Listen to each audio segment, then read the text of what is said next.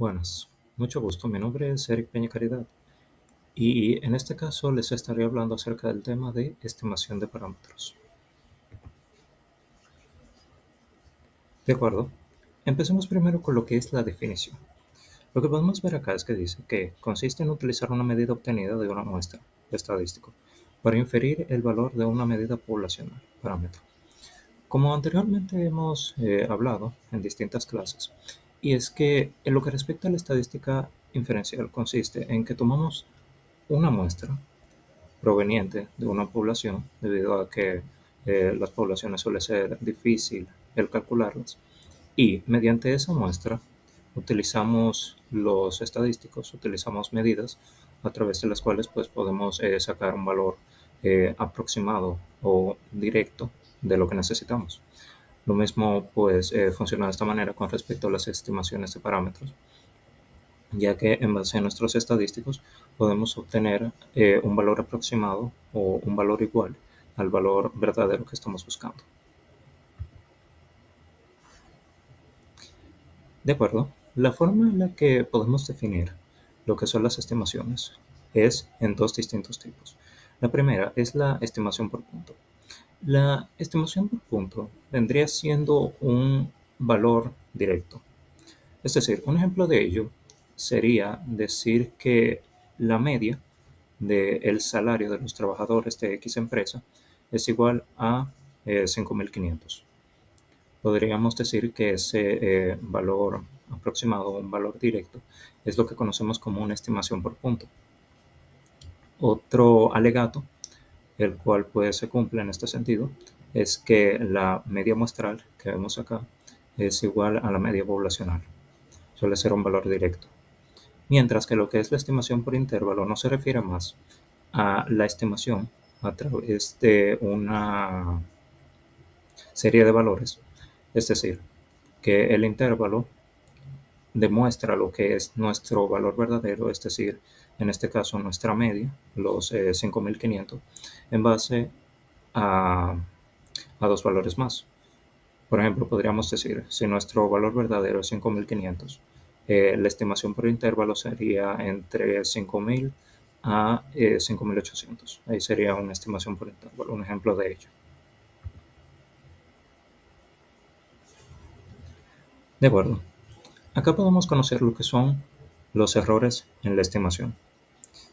Por un lado está el error de muestreo, que no es más que la diferencia entre el estadístico muestral y el valor verdadero de un parámetro. ¿A qué nos referimos con esto? Bueno, digamos que el valor verdadero de nuestro parámetro, es decir, de nuestra población, sería que un grupo de trabajadores trabaja un promedio de 16 horas.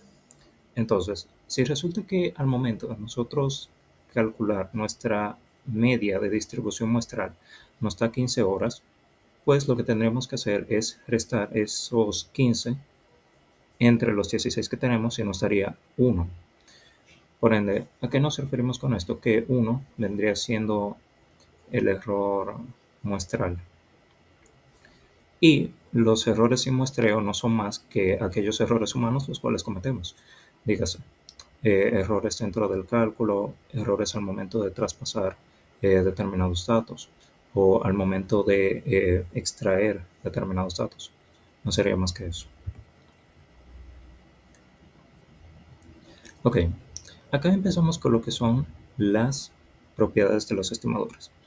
La primera propiedad que podemos notar acá es la ausencia de sesgo. ¿A qué nos referimos con esto? Bueno, en este sentido, cuando nos referimos a ausencia de sesgo, hablamos acerca de que la media es un estadístico, el cual es insesgado. ¿Y a qué nos referimos con esto? Que al momento de nosotros obtener la media de la distribución muestral, resulta que es igual a la media poblacional. O sea, que el valor esperado proveniente de lo que es nuestra media de distribución muestral es el mismo que la media poblacional. La consistencia no se refiere más que al momento en el que nosotros aumentamos el tamaño de nuestra muestra, entonces obtenemos resultados más válidos, es decir, resultados que se muestran, perdón, que se acercan más al valor verdadero que obtenemos por parte de la inferencia de nuestra población.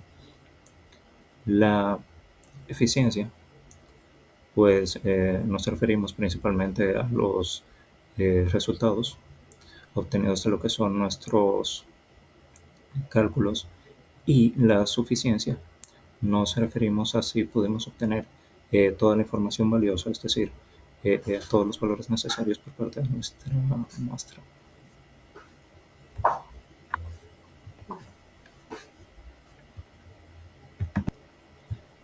Llegamos entonces a lo que es la estimación de la media.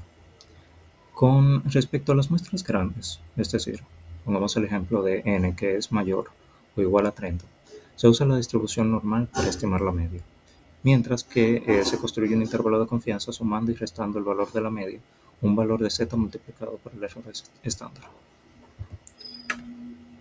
Un ejemplo proveniente de ello, podemos encontrarlo aquí. Una muestra de 50 empleados de una empresa revela un salario promedio de 1.500, con una desviación estándar de 200. Al calcular un intervalo de confianza del 95%, el intervalo es de 1.444 a 1.556, lo que significa que estamos en un 95% seguros de que el salario promedio real de todos los empleados cae dentro de ese intervalo.